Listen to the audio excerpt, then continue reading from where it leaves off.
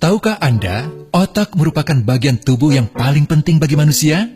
Sekarang angkat tangan Anda dan letakkan pada dahi. Tepat di situ, ada bagian otak yang paling istimewa. Bagian itu disebut prefrontal cortex atau disingkat PFC. Menurut peneliti otak Jordan Grafman, PFC ini hanya ada pada otak manusia, sehingga membedakan kita dengan binatang. Bagian ini diciptakan dan dirancang khusus oleh Tuhan supaya manusia mampu memilih dan memiliki etika. PFC berfungsi seperti pemimpin. Ia bertanggung jawab untuk berkonsentrasi, memahami benar dan salah, mengendalikan diri, menunda kepuasan, berpikir kritis, dan merencanakan masa depan. PFC adalah pusat pertimbangan dan pengambilan keputusan. PFC inilah yang membentuk kepribadian dan perilaku sosial. Sayangnya, PFC adalah bagian otak yang paling mudah mengalami kerusakan. Jika PFC rusak, maka kepribadian orang bisa berubah. Rusaknya PFC bisa disebabkan oleh benturan fisik, bisa juga oleh zat kimia, seperti narkotika, psikotropika, dan zat adiktif atau nafsa. Dan ternyata penyebab paling merusak juga pornografi, yang disebut narkolema, narkotika lewat mata.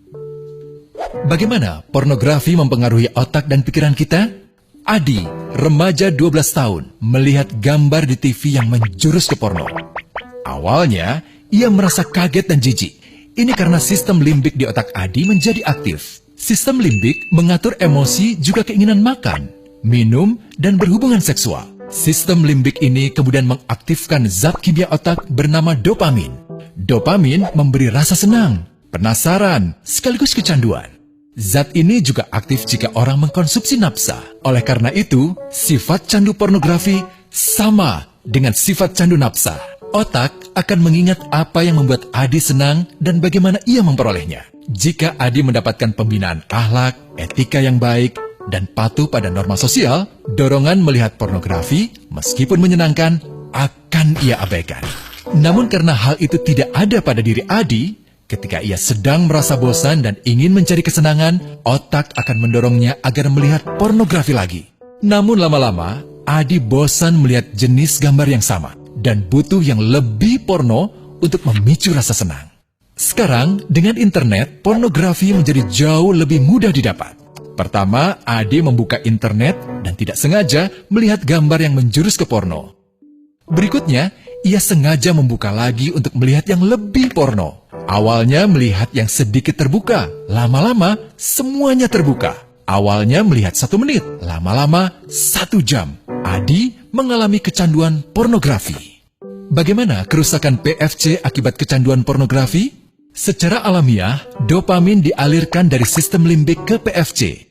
Orang yang kecanduan pornografi akan mengalirkan dopamin secara berlebihan sehingga membanjiri PFC. PFC menjadi tidak aktif karena terendam dopamin. Semakin sering PFC tidak aktif, ia akan semakin mengerut dan fungsinya terganggu. Sistem limbik justru akan berkembang semakin besar karena terus mengaktifkan dopamin, sehingga Adi cenderung untuk terus mencari kesenangan tanpa takut atas akibatnya.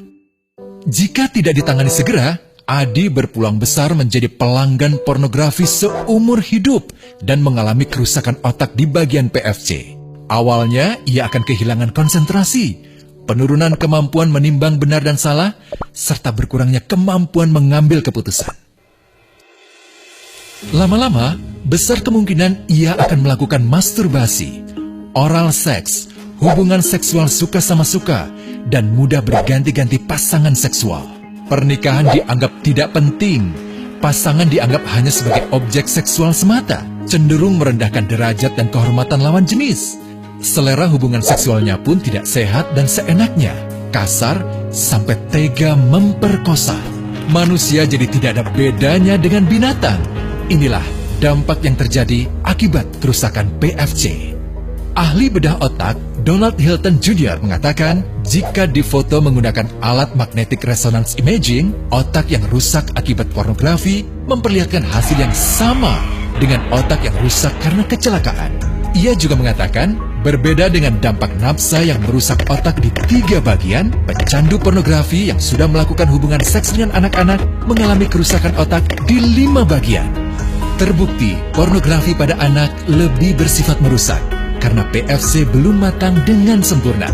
Tapi untungnya, otak anak yang belum sempurna ini masih mudah dibentuk. Pengaruh pornografi bisa lebih mudah dihilangkan asal ada usaha untuk memulihkan dengan sabar, terutama oleh ayah ibu, keluarga, dan orang terdekat.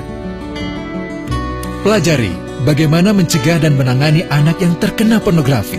Mari lindungi generasi kita dari bencana pornografi dan kejahatan seksual.